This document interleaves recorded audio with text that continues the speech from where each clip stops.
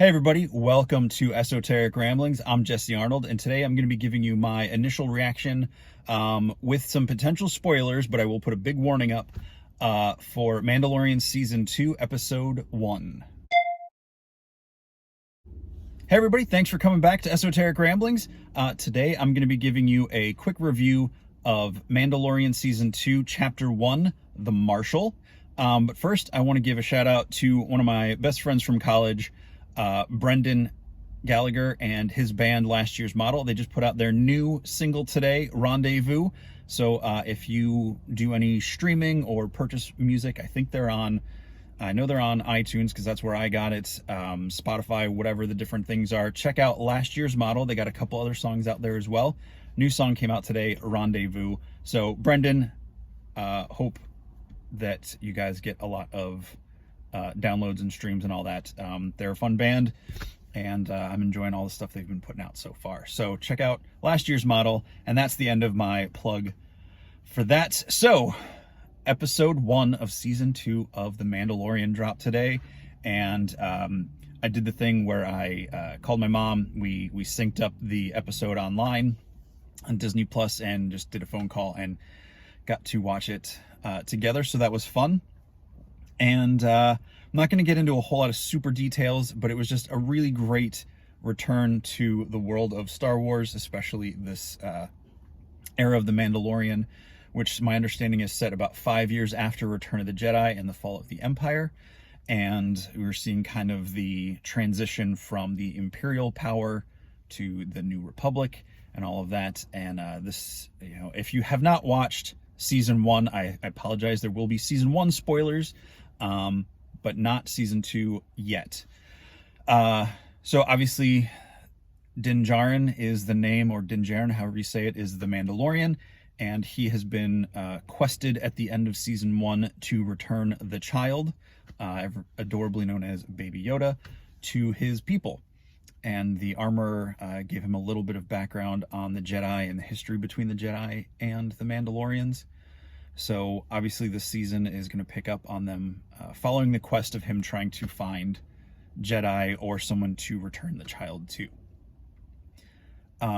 So we start right off with him on, I don't know if it's a new planet. I didn't recognize it, but, just kind of setting off doing his thing. And it's a lot of fun. It's great. It's amazing what they do in this show with having watched the behind the scenes that they have on there. I believe it's called Star Wars Gallery, the making of The Mandalorian, where you see how they use like the different screens and the different special effects they do.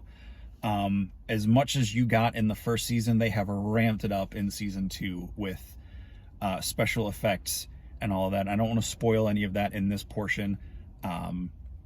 So yeah, it's great, and we get right back into it. He's on the quest, and it's a nice long episode. It's almost an hour long, so it's definitely the longest episode of Mandalorian so far. And it's just great performances by everybody involved, great special effects. Of course, the animatronics and the puppetry on the child are fantastic. And this is just giving you more of that fleshed out world of the Star Wars universe that's not so heavily focused on the Skywalker saga, which I love, but it's nice to go explore other things and check all that out. So I'm going to give my big warning now. From this point on, I will be doing some spoilers. So if you don't want spoiled Episode 1 of Season 2, stop watching now. Okay, so here's spoilers. My Star Wars history, lore, knowledge varies depending on what company I am in. As far as some people think I know a lot, some people outshine me by miles and miles. So I'm not proclaiming to be a lore holder for all of Star Wars, especially because it has shifted and changed so much. And there's so many gaps in places where I'm not sure where things fall into place anymore. That said, I do have a lot of the books and I'm planning on reading. I'm trying to get through one right now before I can go back and start kind of at the beginning with the Dooku book and work my way up through all the stuff chronologically that I have not read yet of the new canon. That said, they introduced a new character. The name of the episode is The Marshal, and we are introduced to a character named Cobb Vanth, who is the marshal on this small town in Tatooine.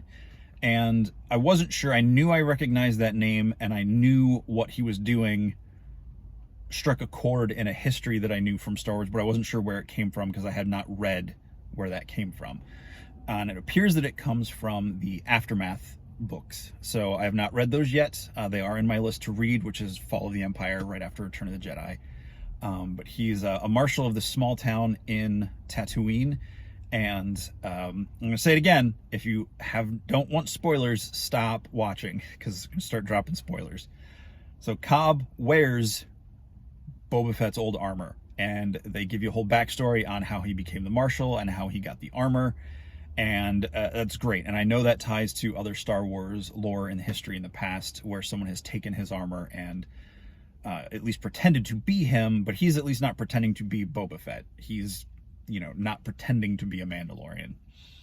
But that's what leads Din Djarin here, is trying to find another Mandalorian to find other Mandalorians to learn more about where he could find Jedi.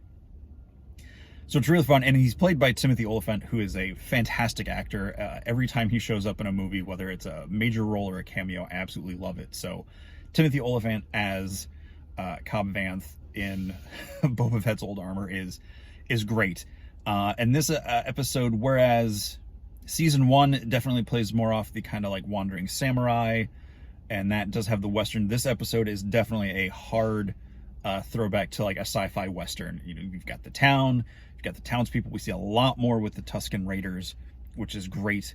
And the whole hand gesture, sign language that they do with the Mandalorian in season 1, there's a lot more of that, and it's the town and the Sand People coming together to fight a crate dragon. So we've heard about them, I've seen them in other places in Star Wars lore, but in movies and film we've never seen, or shows. So to see a crate dragon in all of its glory, and that's what I was talking about, big special effects wise. The show goes big on special effects this episode, so it is a wild roller coaster of a ride of them trying to take out this crate dragon, and the effects are great, the story's good, and it's, like I said, a lot of great performances. Amy Sedaris is back as, I don't remember her character's name, but the mechanic in the spaceport, and Mos Eisley. We get to see a couple other little references to other Star Wars history. A droid, I'm just going to say, because I'm in the spoiler section, we see R5-D4 restored and functioning, serving as a droid in Amy Sedaris' hangar. And Mando takes a speeder bike out, and Cobb Vanth has his own speeder. And I'm not 100% sure, but visually and my own personal knowledge tells me it is. Cobb Vanth's speeder is a modified leftover engine from Anakin's pod racer from episode 1, with a sidecar attached to it for him to drive, which was just really fun and cool to see. And again, we see the original Jawas, the Tatooine Jawas with the yellow eyes and everything. We don't have the off-world Jawas this time, and their massive sandcrawler. And it's just a really great episode. And there is one spoiler. I'm sure I've missed other things. There might be other elements or things for people who have dived deeper into Star Wars lore might have picked up that I missed, or that I just missed in my first watching. There is a big reveal at the end of the episode.